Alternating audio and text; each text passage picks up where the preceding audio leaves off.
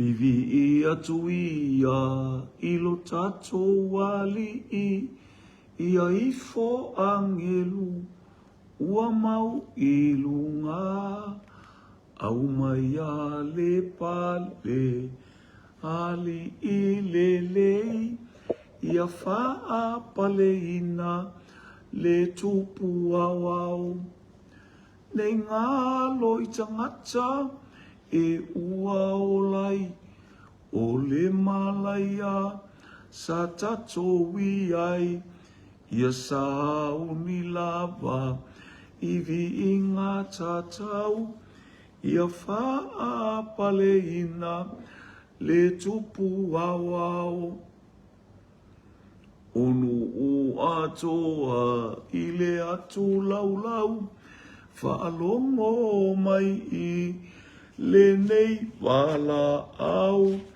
ia o tau talia lana pule lelei ia faa pale ina le tupu au nei ngalo i tangata e ua olai o le malaya sa tato wiai ia sauni lava iwi inga tu mau ia faa pale ina le tupu au nei ngalo i tangata e ua olai o le malaya sa tato wiai ia sauni lava iwi inga tatau ia faa pale ina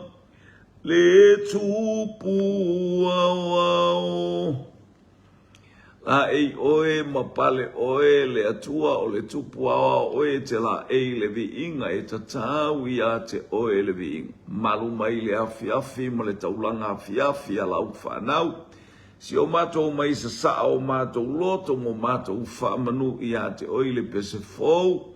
Haleluia, ma le alanga fia ma le oli a wai ule ne yaso ia u whaamanu ianga.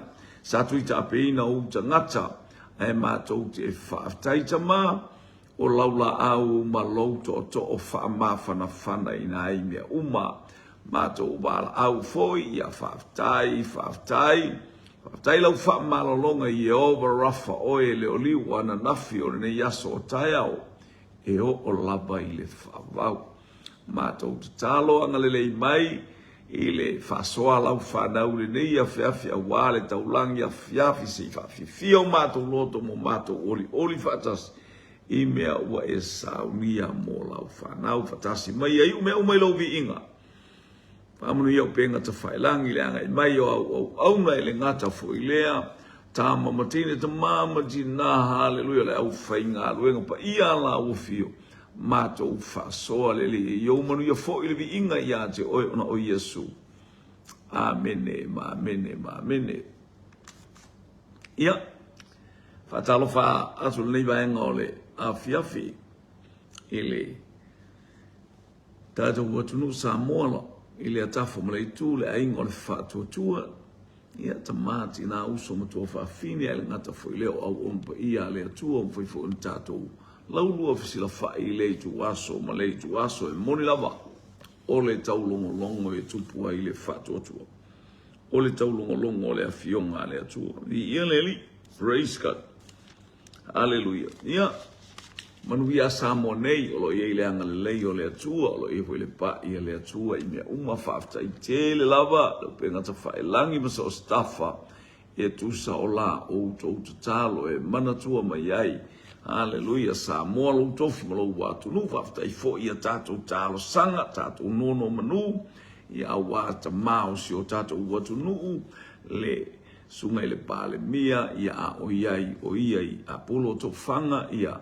si ngase ile malo ni usila Aotearoa yanga le lei le tua taulu ia mai se laule lei au wasi o tātou tama ia tātou iai whatasi ia na whameanga manuia le tāpua inga Samoa a mata mai lava iso se whata whaita ulang E o lama i tonu o le pale mene male ka peneta o lo ia il manuia o le atua so se vaenga fa u fai tonu Samoa ai le ngata fo i lea ia o matanga luenga ese ale malo ia i lea ngale lei o le atua tapo ia fai valo filima i le aso ma le aso ia i le atua le inga ia o lo tatou o le kalame le ia fai lo te fa au atu pel tatou fa au atu i Haleluya, ile tamo ya kopo tu sa o le te tuli ya le winga o le tala le o le fe au le au mai ya o te muli atu ele nei teimi ia te o e praise God, hallelujah,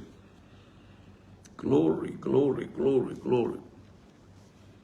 o le lumanai manuia fai oe malumanai manuia tilo ile laumanai manuia o lo pai ia pe ia la tatou tala noa mai ia kopo vi ia le atua o le vai ia la pana na vai ia la pana na upu ia la pana lea na ngata mai ta noa ngala pana ia kopo mai wailo o manu ia lo ai ngona la ia te oe le atua o le lumana i o le fe aua le atua for next generation mo leisi au ngatu pulangala ya ngai mai ele ngata ile alfe aua ave matatala atu wa ola pana fa pau le olanga na o tupua man mo le ola fia fai tupe ola fia tamau ai ole winga no tama le ola pana haleluya mana ola pana ile tupe mana ola pana i mea fa pena pe ato tele o tato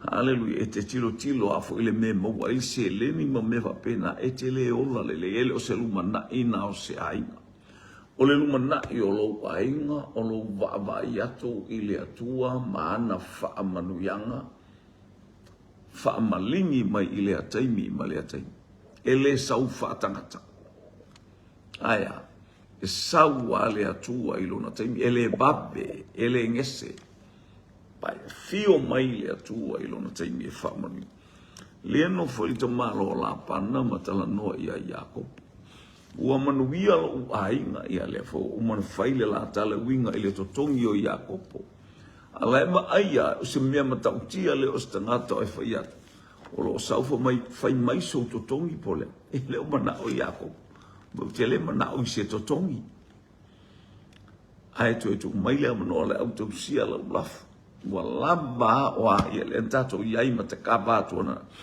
haleluya e te fe au le asonga fua praise na batu wa ile tala le tala no ile oli mali praise God ole tulanga le wa ia ko selmana i o lo fa lango ile atua iselmana i o lo fa longo ile upu le atua na tala noa mai ate oe a o e anga i maima o lo vala awina e te fa longo ile afionga le atua tu va fongo me vai pules furu lima o mta upu e luas furu valu le walu mo ile ala ya sa mo ile ala ona i upu e vai pules furu lima fa auta foi o te iai ate oe o lau malanga le o le tanga i atule i le mea o fatonu mai le atua tateanga i ai. Pe fita o ato atunga o ame uma falongo i le si ufunga o le atua. Falongo fo si ufunga o le atua. Ina ua tu ilunga i Jakopo ma vaama i atu fa maila na tala o le fale o le atua le mea nei. Hallelujah. Praise God. Ni aleli. Fauta foi o te ia te olfa presu limo mta upu e luas furu valu. O te tausi ia te oe. Fauta foi o te ia te oe. Wherever you go, wherever direction you face, I'll be with you. O te ia te oe. E sele mana ia. Ia e tau fia le fia wale atu wale tata faita wad. Hallelujah. E ili si se sili na batu ana leila ele sili ole ai mainu e fapea o fea e fia ta vita e te waila na tuspaia mai le fionga le atua o faale mai o fea e fia tāwita e te waila na tuspaia. O se lui mo oe, o se lui mo a, o se lui mo i tātou tele le au teu tuspaia i to tonu o le falesa. Tele le au teu tuspaia i lungo no foa, se polotito po se kona, o pe wailo le koe e se au tuspaia na o tuspaia la inga lea. E fai le falesa mo me te wail tuspaia. Dia na batoi se lui o fea e te wai e tāwita na tuspaia. Ina ia fai ma fe aua o ngā ia te oi. E lei masisi. Na pe ta to lua e atani, na le lua tali. Lua tali. Tali mai lalo i Timaru, Southland. Ia ma le tali na au mai tu tonu o tutuila i Amerika Samoa. Fua moa a toi si tuo New Zealand mai Samoa i nei. Te le ai masisilo, ai sea. Ko mai ta mita wa o teu i lo loto la ua fionga ne i o wanga sala i ate. O mea uma o im tatia le upo le atua. Tatia i o tato loto pen fatai tai mai ta mita. Hallelujah. Te ulau tuspai i to tonu o lo loto. E le whapete alu whaisau ta o tonga e te welau tuspa ia pe o whaingo tangata ia ave mamoli wila i le ola hai. Ia wala talatalo i le oti loa. E ke whiwe whainga meo a leo ta ia poti. Hoti fia hoti oli. Prege pe o tu ume tonu o tatou tino. Ie le la atu ia te o wailanga lo se mele tau tatou. Mi ele li. Aia. E se le matau. Ua o teu la ua fionga i to tonu o loto. Ne i o wanga sala ia te o le astai ne whafose ia mai ai tonu whalwhinga luenga se attack mai ia whapea attack mai le nganga whasa ai sau wa leva na fofola e sau le whawhitauri wa leva na fofola mai li tu oinga baenga o le ono sai leu whatatia i tu tonu o le loto le wa leva na whatatia atu le ata o le matala ia lele Pio na ifisili fa pena fo ya ile tauto titilo ye. Watu ele ai mase. Na tol wata ngata maile oba kumai. Ya le oba ya kungal pokala mele ye oba kumale ya fema. Ai termina ola ya lu pokala mele le watu se oba tu ngoma se lau ngata lai fa longo. Ya mana ya fu ye. Fotua ia ilo sa. Fotua ilo sa. Tato va ba ai mai. Hane lu te fa fo mal fa upule le boale le ucha patua ia te o.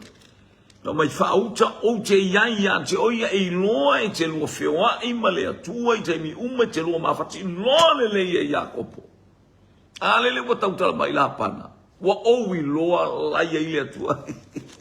Ai no fa taia kopo lo na loto. Ua i loa e tangata le atua silsili, e se le atua le langi, e le o se atua, hallelujah, on tupua, e le o se tupua, fa se tango tope at, sulu i lau le fala, ia ai faile me te loto, ia ai, ua ta watu, hallelujah, e la pana wa tau tala mai ai o ulola ia o oe wa ia ile atua wa manu wia lo wa ingo manao no fono fale fatu Jakob ya la fa na failo wa ingo an teimi la fa wa matu le wa matano wa i matola fa na o le ase te o binga na tala Jakob tu mai au tele fa se me molo wa le o mai la fa na o le wa umana e fa ta wa mai fa fine ia te o le to ia se fa fine o ia se me ia te oe o lewa umana e whataua mai. O mea uma e whatau i tupe, a lewa e whataua mai lau whanau. Hallelujah, ia te au. Ele iloe la pana mea lea tua. Toi walongo mai le siwa e ngalo whaitau. Whaauta foi o te iai ia te o te tausi ia te oi mea uma e te alu iai. Se le manga ia pa e malama so hawhainga tā. O le ase malanga e te alu ai.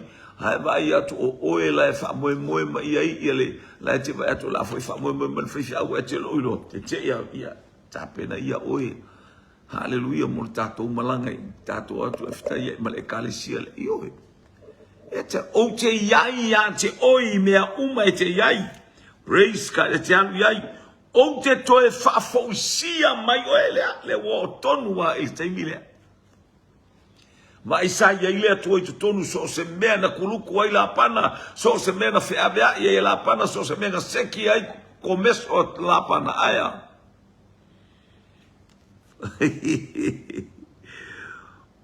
O te tausi fo ia te oi mea uma e te alu ia. Alu i le vao, alu i se sae, alu i se sifo, a ngai i lunga o le sami, haleluia wa whanua whapea. O fea se vai tafe e tau amele la o te iai ia te oi mea uma e te alu ia.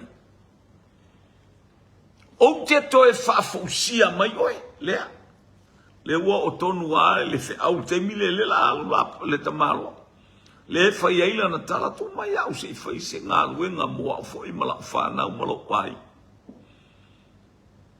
Ni ia le li. Ele le i le atua i te mi umalapa, praise God. O te toe whafousia mai oe le nunei. Awa o te le tu ua oe. Ke le whakakia oi o te le alu ese foi ma oe. O ati ngā e te inu ai ma e ai o la o te iai a te oe. O la o te iau tafa. La ta te mafuta malama lama le ia kopo oka. Se fulu wha tausanga tasi le teinele au na iei tausanga se fulu wha. Ele o ta ua se ingoa o lea. Nā o le tasi a le ingoa la e ta una o rasela. Au na le fito o rasela le fokua le wako le fito. Ai wha maila o tus pea pei o le mea fua. Ai sea. A le whai mai. A wā o te le tu ua oe. O te le tu ua oe. Praise God, praise God. Se ia o whaia le mea ua o whaia tua i ate oe. Ua te imi le la. Mo wala au lea tua ia ka penga mai ka penga ko whai ngā mana. E te werare no oba tua i ate e te leitu i ngā sola e sola i tangata. Hallelujah. Ia i le sola o le sola la o ta pena e lea tua. E wha upula i le wa ua sola i le tus. Ua sola ai langa ua umana wha e lea tua. Ta pena le tau malanga fo iloa. Ia lea fo i ele i lopo la tua. Ai langa na i loa o te ia te oe, o te toe whafousia mai oe le nuk nei. E uila ina telefita, telewhaingata o whea ngai, hallelujah, mai a kopo. Hallelujah, o na tua atu o nati ngā. Samvali ai, ma ai le manuia o le atua. Se le mwhaiana e sa unga luenga le atua, e sa whapetsau e file mu, oka ngi maukala, ai oka ni ngā luenga, e whaitu fo i se mea e tau whai, e whai, a whapeia. Po le afu ila mea o whaiange le whaifi aula. Ai mai se au usoa au auna, alo? Ai mai se au usoa au auna. I whapena. E tōng te tala noa le lei, e whaitu alu whai, e le alfa o whai fo i mea ko i ngana le lilo, po le ala mea whaiange i o. Yo ala e te tau ma whai, o la e te mata ala, hallelujah, i le ati na e o la ngā uenga, i ai loa mai po au mea la whai, po la e te eva, ai te lele tangata whasalame, i te lele tangata e tūma ma aima i ate i tātou, hallelujah, tūma matai, le tū langa e vei ona o tātou iai. Whamaita la Paulo, ngō ulai loa i vasa i tele, oka, ni sawanga, sasa i la au o lunga o le vasa. Ai maisi o uso o tala pepelo. E tau mai ai Paulo o uso o tala pepelo. E o mai kalo fa apostolo, kalo fa Paulo. Mala o saifu. Io wai loa atu e Paulo a lato tala pe ke keke el whainga a lato tala isa mo tala e whaama ite mai pe le lei a o la sa wai tua, hallelujah, le lima tui e le anga. E tau ma whai. Ali. Si el tele au whalenga mea a. Ia e whauta uta i mea umolo o tātou ngā lue. Ai a o na ia te oe le manuia o le atua. E ke le fail. Ai se alanga le ua uman tau ia tu. O te ia te oe. O te toe whafausia mai oe le nuk nei. Amene. Amene. E te le oti patanarama. E le tanua oi se vaenga o le ele e tanu ma ia o inei. O te iate. O se ia o whaataunu wina. Le mea wa ufai atua iate oi. E tu tupu mai lau whanau. Hallelujah. E whaamanuia ele nei o kanana. Hallelujah. E whaataunu uai la upuna tau i lo tamai lo great grandfather. Hallelujah. O apero amo. Ia le ali.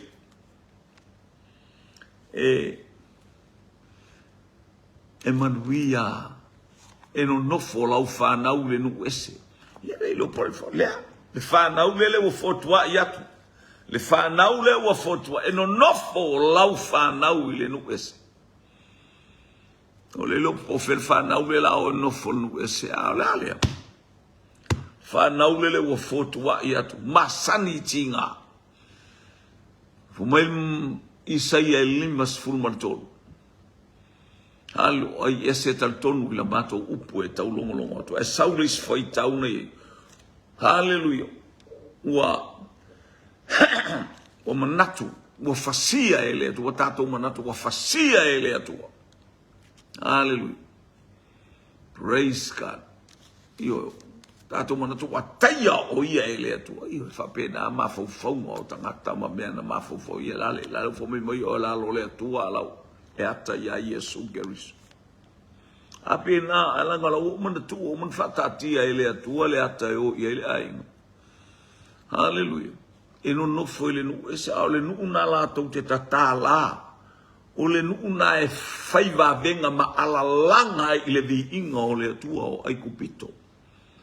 E suia i le ngana tangata ai sea. Nga o Iosefa e o atu i mea ai ia farao. Ua matou vai mo mia se me ai te. Wane ito e ali mais esse o ia Iosefa o le me fai ane a Iosefa fai falou mo tinga o le me fai ane a Iosefa fai ia le atua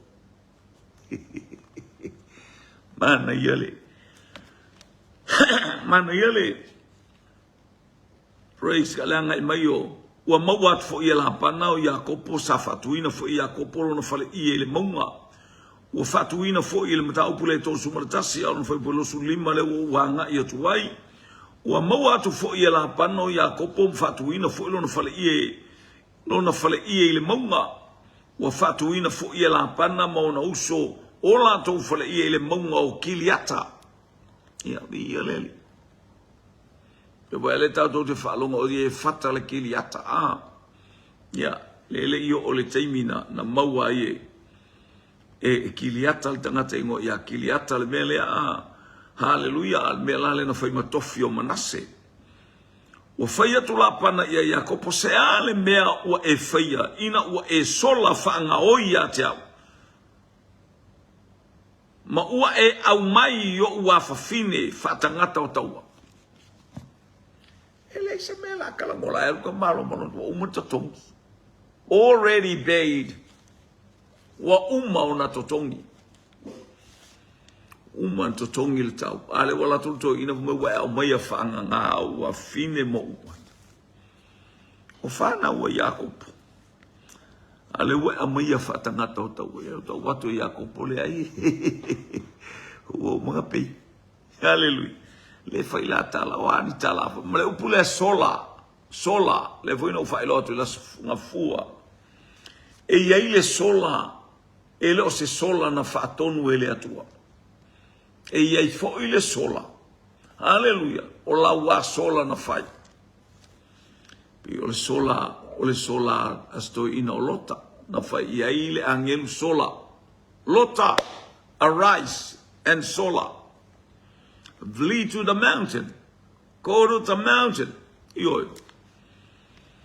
Ya nana welota. Awa fale tonu wale ai ngolota ono le tala le angelu. Awane eto e tilo i tua i se melota.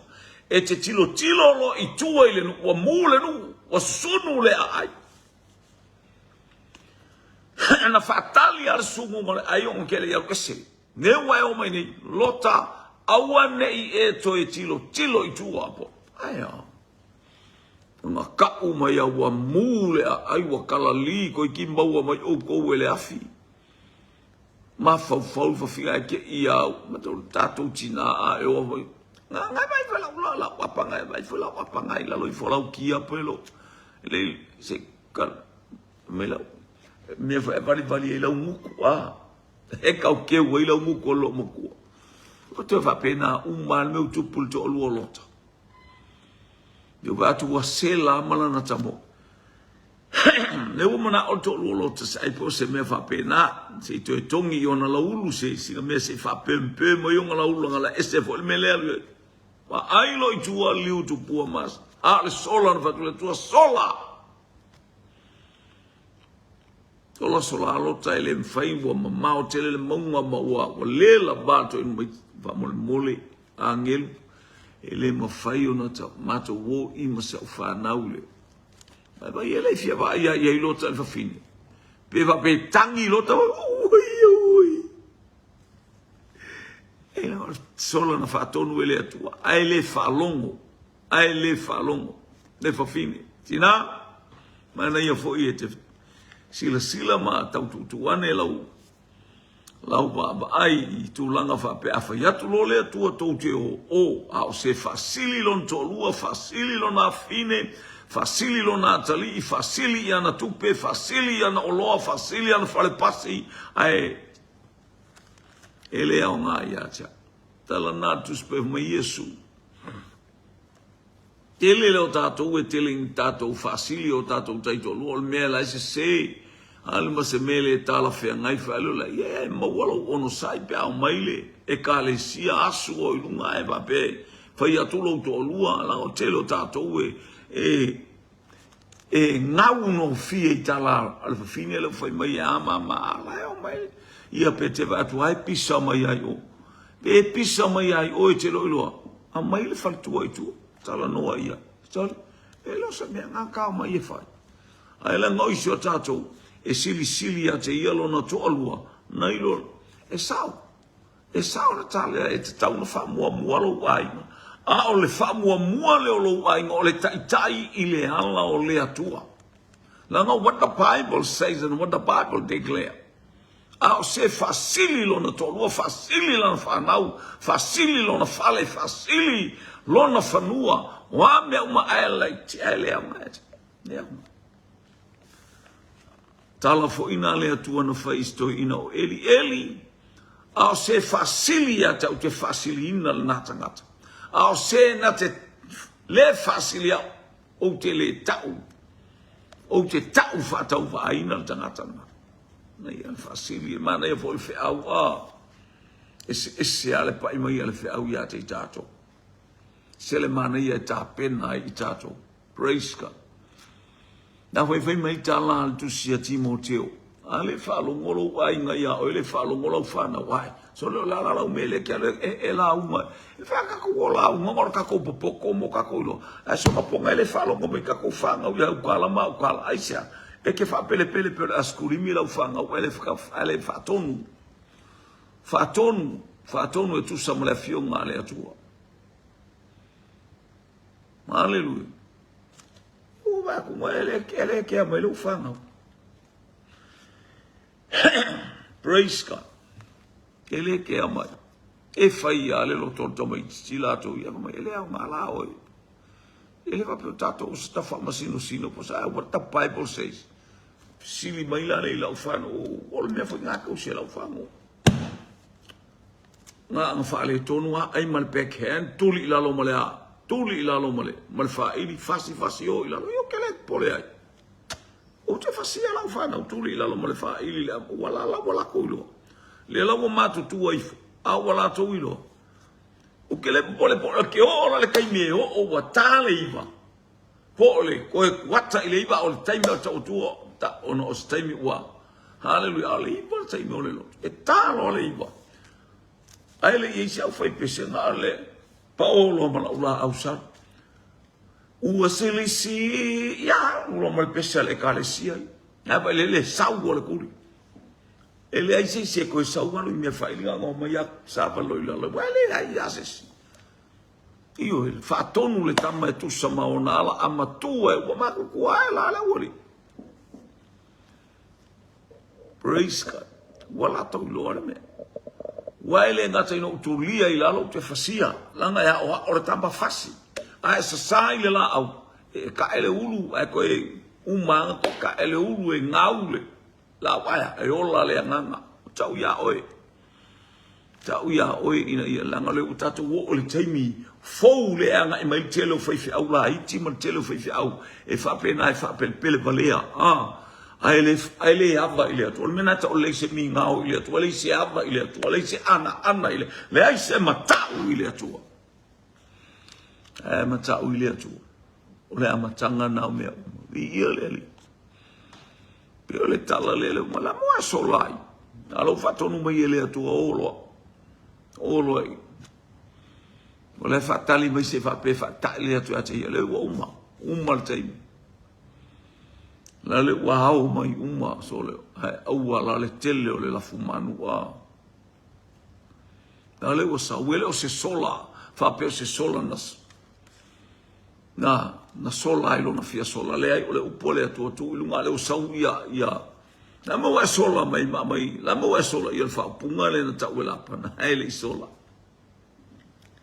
sola mele na fa ta vita le to e pese ia ta vita e fa longo ia ta baba o te sola e ai fea ai oluma tele o taimin fa ta vita le atua o te alu i kaila o te alu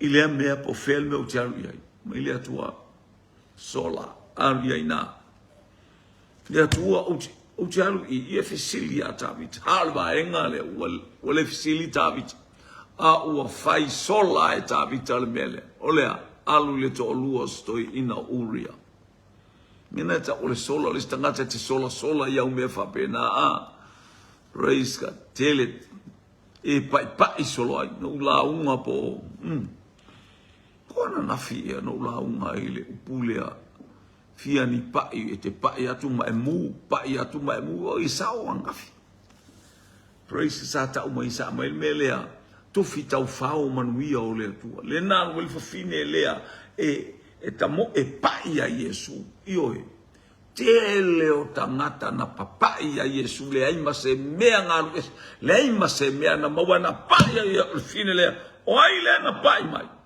who touch me sau pe te tele o tangata le pai atu i ate oe le ai ma se kangaka nga malolo le istangata na sau langa o le mea o le pai le fato tu e matal lai to tonu e la ngona mai le langi mea umai e la ngona le langi langa o le pai o le fato tu amen pai le na pai ai apero amo fatali nei mate o ya mate tapua no mai faita ulanga ale fo mai aperamu mateo yo itapua e fatale atu i mateo e fo i mai musu aperamu e fala belabe se tangata musu ale ya solali ile afo ele fa evangeliali fatale atu nei mateo Isilva ole a pa io le fatto tua ora tangata alleluia na fa longo fa pe mai le tua ia te ia si le si ufonga o le tua ia te ia sauva ai ile langi fetu e fa pe nale to atele a faite ma faina e faita ua ia ke fele vai le sam vai le matafanga fa pe na laufanga ele esse akali nga Isamaeli ale nga fa yaivi nga fa ele fa yama ma fa ile ya apera ile tua e malielo fina ngalo kakala ngo ku ya Isamaeli na mta po sumal fito tu sekenese vai po sumal valo sumal tal no atu ya Isamaeli ya ola Isamaeli ya uluma yo wala o ta mai ole tama fa nau mai ya Sara o Isaako lona ingoa ta umai amale ingoa o Isaako sulfitu tu sekenes ta umai male ingoa ole tama ingoa ya Isaako yo si ai la mafia ngai ole mafia ngai nga a o Isamael ia o te whaia manu wai o le mena e whai mai ai ia e whai o ia matupunga o se nuk tele se fulu lua i tu wai inga na whatupu mai ai fo i ele atua hallelujah praise God alu te tau o mai a wha le whatua tua o apero amu hallelujah o le pai ale whawhini le na pai o ai le na pai mai Falo Yesu, alai lo le sila fia Yesu, le whawhine le loku whatafa tu pe wala ngona lo na fefe, pe o se mea, ma tau tia le wana whaoa mai a Yesu, ale ai, tu fi tau whao manui au le atu. O lana tu finga o le mango, ua pai a sau ma le mango, alale a kau, o kau kakakai pai mai, ai la tuan me fingi mi milo mai le mango le na mana oai, sau ua malo lo, fai mai asu a whawhine, o lo fatua tua wa e malo loa sau aluia ma le manuia aua e te toia na sala ka veve ele au le lei o le tala pe o le o te tala noa nga ile sola ile sola tangata le na sola ia le au te ile fa mai o wato so sola landa wa sola mai la ufanau ale mo kwale manga ia o me ia fai o ka se kala ni fa sko ingani o Jakob ia lea tato o mai ai ele lo esel mana yo tangata fa longo ile atua fa longo me feta lai mai ile atua fa longo ile seu fofonga o le atua la ngona le feta lai mai e matango fie mea uma ia le liso o te o fai pule ai lua so no fa la pana ia Jakopo se ale na mea wa e faia ina wa e sola fa nga oia tau ma au mai o ua fa fine fa tanga toto lua so fitu se ale mea na e sola fa lilo ai ma e alu fa nga oia ia tau ma ele tau mai ia tau ina o tu wina atu foi oe male oli ma pese ma le topa ma le kitara le pese ai fua ma pe ata la tangata a e ola ia lato upu tele tangata e ola i upu o maua lalo na vano e saua ile a vaenga e ngalo ia te ia o ana upu lai fai e to e whaamasino aua e te whaamasino atu ne i whaamasino ina mai so sta ngata e whaletino e ola whaamasino sino Pama Yesu nta upu matai on ta upu fitu awa e te whaamasino atu ne i whaamasino ina mai awa le whaamasino nga e te whaamasino toi whaamasino ina mai lapta inga le Yesu i ona so a ele ilingi mai ele nganga pa i o le ufato awhewa i Yesu ma ona so awa tau te whaamasino sino awa koke o la whaamasino sino o le whi ngaunga koke e koe whaamasino e koe kongi mai e i o maka elka ngaka awa e te ola whaamasino sino sa mola ua tunu le ainga o le whātua. Le taulanga afiafi, le nei vaenga o le afia. Vi ia le ali. O le leiloa i Jakopo, o le whamasinonga le alu atu ai. Ia leilo pe atoe tala noma i Jakopo. Po mai polan me wai whaangaoi a mai, le se ngaoi. O le ngaoi, o sauma a mai tintiti o rasela o lae whaia au le ainga ele i ai se kala. Po wa kusa lungani fa o so sola a ka me ki sa boli ai or kako ngu ioi le seki lo wa finge pe seki lo wa finge pa kako fanga ke sole la so sola mo va ya o curioso le piki apu pe la papa ma pa o al pia pa pe fa pe ngala ngalu pe ki fa go papa ma pe ki apu ngo ba ko bai vao ma ke o mai ai lo inga sa ma ko e fu ma ko popo lo ilango e ma ko kau mai lo ale wa so la fa lo le kala la mo e fa ngoi po le ale ngoi la mo mo fa mai te ne ti ya Jakopo su fa fa ka kwale le inga le fa mo fa yu pe su lo non ta pe tortas ole oloa uma foi wa ave seina ele atua na ilo ma ua tama o ama ua ia Ma whanau ole nei, o mea uma ua feta lai mai ele atua ia te oe, ia whaia o lea. I hoe teine, i le mea ua feta lai mai ele atua ia Iakopo, lama ai, i le olo pala o le lato o lua, haleluia, i winga o le lata maa. Aya, fai malia, fai malia, le morta kata lae, e ola le upua le atua. O te ia te oe, o te fesoa soani ma tausi oe le mea te alu iai. O te toe fafo i mai oe, i le nu. Hallelujah. Ale tal no le mata upule le o itono o peteli ia le tal no ai le io o patanarama ale bo tupule ai ngai patanarama. Le la o fa ia tu te ne sole. O le ai se ava noa o ia te ma o le ai se mea o ia te ma o ia te oe. O ma ua o au auna. Hallelujah. O le ai se mea matito o lai no ma ai o fatau ma ua. Hallelujah. Ia le ne ile atua. Esel manino o tala te initi sole ma le baba ayo te ini. Praise God. Hallelujah. Yang le ile. O le sola le o te mana o le sola le na sola ia. Ele sola. Ar sola le na sola i tavita le tautala i tavita o te sola i fea ai oluma. Se lau toru suma le iwa tu se salamo fai upue. Fai upue faa o le se upu i lo mutu. Wa e sila fia mea umu. O lo tu iluma ma lo no foi lalo. Wa e sila fia. Foi mai fai upue fitu o te sola e ai fea ai oluma. O te alu i fea ai lo wanganga. Malama tavita le tangata sola i longa solanga i lunga o le atua. Ale wana fofola ile atua fofola atu ya te ila atu fofola ma ya te au fofola ya te ele o lango le sola ala sila fofonga o Jehova le atua.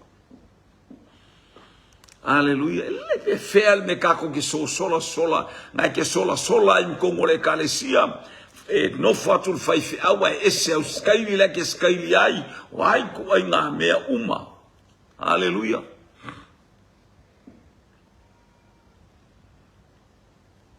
Amata ele i telen temi wa amata le lotu pe ole ama le fata usanga pe ole. Pole tolu pole fata usanga. Awa ese winga o le mato momo fafine ma manito tele i tamaita ngato le kalesia. Wa yeila le sif a o mono to fia le o ai pe ole o nga pe wo ye pe ole la ko kama le wo pe ye saule o e afo. E saule o e fai bailanga fika ia ke aua e saule fa komua te ilola utala na fai ile atua le anga le vision na au mai ia te au ati le fale o ta vita na pau ati le fale o ta vita na pau. Praise God. Hallelujah. Mea uma sai le fale o ta vita o fatau ma oie tangata le fo mai wa o to e saue ati o te to e saue ati le fale o ta vita wa uma na ati e Yesu uma na fata ati e Yesu wala nisi me o to toi o le fa mata mo fieng ma me ki sau oi ko yaki ya e si mea ai se a toso fala o tele lo fale i sai anta o pe limbas ufa toso lo fale i oe fai le me la fina ngalo ye o ia pe o pe e mana o ia sau ia sia o ole ia ele ngata ina le ta pena fo ile uso o pe o fisio fo ia i pe o mana o fa ina o mo watu tangata ia te ia ai watu le kalise ia ke ia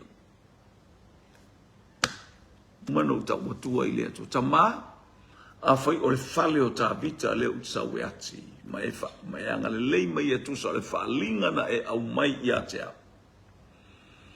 o te mana tu o le fale o ta vita na fa pea nei ta vita ina o tau ma fai mai ai to fele fa le anga le va o ta vita malona tali tama ia fa le o nga ina le pule ai to fele to tonu le kalesia nei o tu ina tu yo luma ia faale au nga ina tangata fafia poto mas tangata faali mai so na iloa mas ona silafia ele ai se mea utu mawhai. A ole whaalinga na e au mai ua au sau ai, ma au sau ale, fi tāle ala. Ai o te pipi le anga e leo se whaalinga na mai e se tangata i ate au. E leo se whaalinga na mai e se whaifi au i ate au. Na e au mai a whaatasi a maa ua malo utu o lua le whaalinga alofa mai lau au ona o le tangata sala. Ia whaalea o ngā ina se poto, se tangata poto e a ngai mai le e kālesia le. Mana tau ma whai e tai tai ese, ma tai tai se se. Ne winga o le e kālesia. Ne tala no ai Paulo le Galatia i Galatia ni tau mua o Galatia le fa mai Paulo ana mai tangata lo vala awina anga fa apea nga kofi mai o se faife au pe nga kofi mai o se ele o le mea na au mai le atua ana to anga mai tangata lo vala awina ke fa fia inga o ko Galatia ke fa fia o ko ale ta wa ye e Paulo Galatia va lea anga mai tangata fai upe ono e ole fai upe sfulu ma fai upe sutas ana mai tangata lo uvala awina anga pei ole melenga uwalu ai a mai kusi o ke ale fasioki kangaka melana ta ole vala awina au mai au yosi kaulanga au mai au farsaio au mai au sitkaio support mai au o lako uvala awina le ya ke au fasioki kangaka la ana mai tangata lo uvala awina o fai fua ma au na le atu liai ole vala awina nga vala au sa o ale ali o la kelu au wala fasio kanga ai wo kenga nga papa u la eli o ye o Yesu le Nazareta leli o le a e se me o ke faia mo ana mai tangata Galatia lo vala awina pena tala penale mana onga i loto na tuatu ile atua ala ile na afio pa ia ya tabita na tangi tabita e ui na wan loa e tabita le upo le atua ele ma vai le pelu malo vai ai na bala au malo na loto salamo na bala au malo na loto mawalalo tama ia e faalea o ngā ina le pule ai tofele na lea o ngā la le pule le Fapena al tu langole. Mai atu, ia wa. Waru ese ale maru sil tangata. Porque saulo fa tu oi tangata ia na tu ia te oe. Ko sau me ale ke sau e fai mai akia. Awa e fiaru ese. Ia ele se me ta fie bo ese. Tele ia la tu tawa na mai o. O te alatu o whaale tonu lo wolanga. O lea tuon fa mea tau te alatu e. So ani lo to lua malau whanau. Vai lo to lua malau whanau. Manuia o lea tua i lunga o loko o lua malau whanau. Lea wa e sauwai. Hallelujah. Ia wa e sauwai. Ao lau tala ia te au. E te alu. Langa oenga e whaolainga ia William. Ia. Oenga e whaolainga inga. Ia, te lau tau fia. Langa mea nai lo loto. O lau oe lea, filinga sao loto. Ia le ua vai ako le ua e sumai. Ta mafuta. Tu ua foi oi se mea matangofi. Mi ia le pe ale winga le tala fa le tele i o le au fasala pe. Tele tangata. Aia mana ia lo facing o. Ioi. Ia lele. Tu oka vai wana tete ato ale karis. Foi la fia lo loko. La fia mai lo. Kele loko. Kele loko ngai vai kele. Akaulo vai kele. Number 1. Over 100 loko le ngai. Over 100 denomination. Kele iko ainga. Lele kuma i lele kuma lele kuma koi ola e. Si o mia le kalesi e kalesi. Ela ngonga loa. Kele o le kalesi ele. Tu. Savali. Alu ia ile mena. Fai ielo. Ke ia wa kaufia. Vi ele tu. Praise God. Mani tato whaalongo ia. Ili si ufonga o le atua. Mana il de tal no mai ya. Ata vita fa ilo mai le sola le utato o le sola la pa no le sola ia. O le alu ia ko pole o sola ia ko. Wa o le taimi fa. Wa we se ko umana, mo umale. Deal means deal. O le deal na fai mai ia ongo kausa uma. E o tu lunga ia ko poia. Ai ba ia tu fa le tonu ai. Wa fa longo itala la na fa na. Fa longo itala la na fa na una le momoe ki lisi mele wa fa inga itamata. O le lato fa longo itala la to fa na. O le fa longo mai o to fa na o fa ia tato fa na o fa ia tato tala ile kalesia. Ele mangi ele me. Ya tato tala ile tu ave ese ya te tato ule me o fa ia tato tala ile kalesia.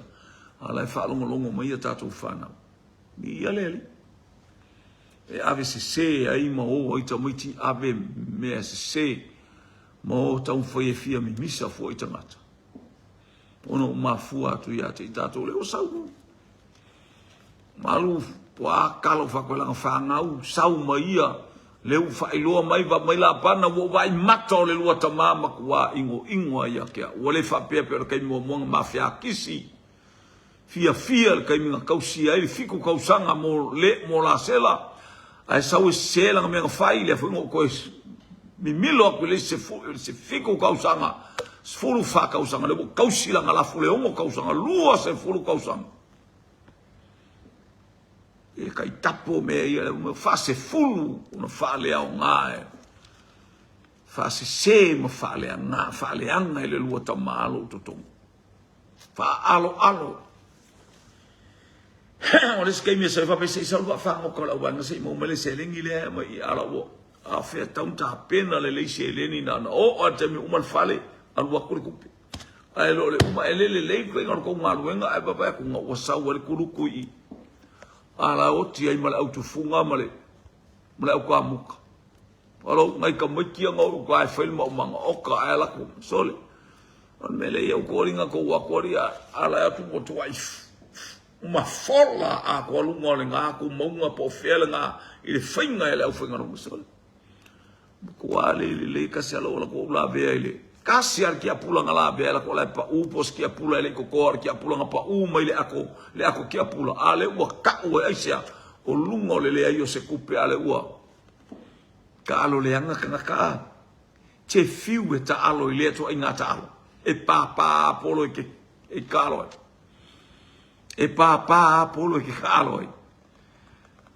haleluya la go fonga o yo polos fa sanga male tonu ya te la to o e sao la to lot e alo e se tanga mio leanga ye fai me leanga i ale praise God ale te le o tala e ma fai ya te au ona fa o ya te o to le leanga se leanga au feta lai mai le tua o lo o touta mai a te au le po ana po vai le nga fa ele miki vai nga vai nga kai le miki vai la nga lo ingo ya ko pola o le bala le tua ale o le fa linga le nga ye lo o ya ko fa ko au nga I fa ya tu le tua au nga ye se mea e ke fa ya Jakob au ne e fa ya se mea le anga nge yo fa umatia oe malo ai fefe matau ke lo e so se me ia la wa mi tonu so se me ia la wa mi tonu e topule a mi tonu ile fatu tu ia leli e ke lo feo I male tu ai kanga ka mi ole ama ai tanga ta fai mele ama e ai ia nga mele ama Armana onga ya te o ia fai oi ma fata ita inga o melele. Ia fai oi ma wa ainga o mea silisili e tauna tuli matai e ilato leanga o oi o le numanai. O saunia e le atua e o lai leisi tupulanga ma leisi tupulanga ma leisi tupulanga. Ia leli. Ia. Angan leile atua ia te oi le ia fiafi. Famanu ya tu le atua I polo kalame ma fuafuanga nei. Haleluya te le fa au wa ta ya o le sola ia mal tatou wa ia tu le anga ia tu lele Dele o fai le tala lea wa toe fai atu ale anga o fa longo le la wa ana la o matau e sau malonga ia fa ali melonga kingo fa pe o sau e kuli mai ala e fefe matu a fefe ale anga o la ba ia o angelu a to e si o mia Iosefa male ai a Jakopo male ai na te ba ia o angelu e tau ia le ba ai al tangata le anga Hallo? Wel men Turkiasi ale famakiasi ole okare au kaule o mai suria o matua. To tana o makua ela ku e ala ka mokiasi ala to tana a ko si o a ko e. De melela te ai maelia. Mai elia ile tua se fa pupula mata o ngei o officer soangi ma ngei faila uma makua leva nga mafio ai o le ku wa ile abango ile abango e va ai o va venga se va nga me makakupa nga me ola leanga me nga ke vai toli te lunga ko vai faf ela kunga oka e ese au angelu mai le au kau mai le langi le au tau ta pena le ai se abanoa mala au loma elia tama fa ka waso ka kai Elisaia mala au loma Elisaia tama fa tau waso le au tau le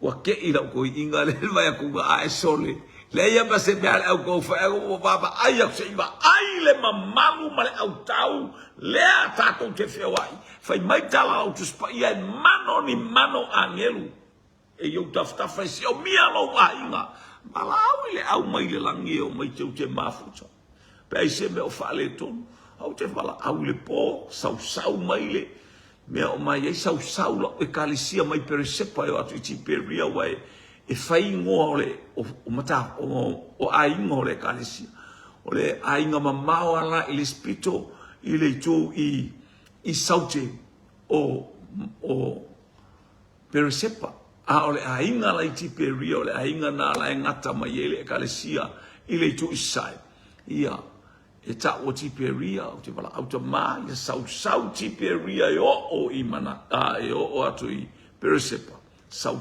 lau e kalisia ile mana o lo toto me o fengaso e mo lato fale te me mo moe o lato boga silisili on sau wina o lato loto wa ele o nga sau rungo me mame ai tau ia ta ma sau loto na me la kuare me le anga fale anga ala ya a sau ko me le anga iko kongo ai la tua fale anga le loto sau o tato loto famnuia le tua ia te o famnuia le tua ia feau o le ato Yesu ke risolo tato wali imalo tato fao. Hallelujah, tato so sola ia Yesu. Praise God, sola ia Yesu o ia ole tanga. Sola ia Yesu, hallelujah. Ia le uani eto e sola. I sei simia. O atinga o afinga ta. Sola ia Yesu. Te lo vai atu ia fa pete sola. Wa lo sola ile fa le ko inga nga e umaro angi e ka ke loko aile e lo ko lua venga noi fo nga acabou a le fai mai ai on sai sa oi fa sa oia fa sa o lo to lua ngo pa ko ke lo kai fa sa o lo ko lua e fa se oi ki nga ilo le makua se nga mela fai fa sa oia te ilo o Yesu e a uma se mea e se Yesu au fasao a kakale kau pala fasao i tatou ale tau o Yesu le la wale mawalunga ma mao le o Yesu nga fasa taulo ono lo se ma lo se ma o ta mio aya la le no foi le tuta matau le atua la no foi le tuta matau le atua e fautua mo i ta ua tama Famanuia lo wai ngal nei a fiaf le alu ala upolo kalame. Famanuia i so stafa o fai na maua mai ele fe au ala utala le sisilio mato loto. Hallelujah. mapu atu ia te oilo mātou tu. Ala le te ita inga le nganga pa ia mea uma sau mea uma iei lau whanau le mana o lau toto. I umea uma i lau vi inga ona o Yesu. Amen, amen, amen. To God be the glory forever and ever. Amen. Whamuia le atua le nei a fiafi lau o ona e tautua mo oe. I le nganga wha maulalo ona o Yesu. Amen, amen, amen.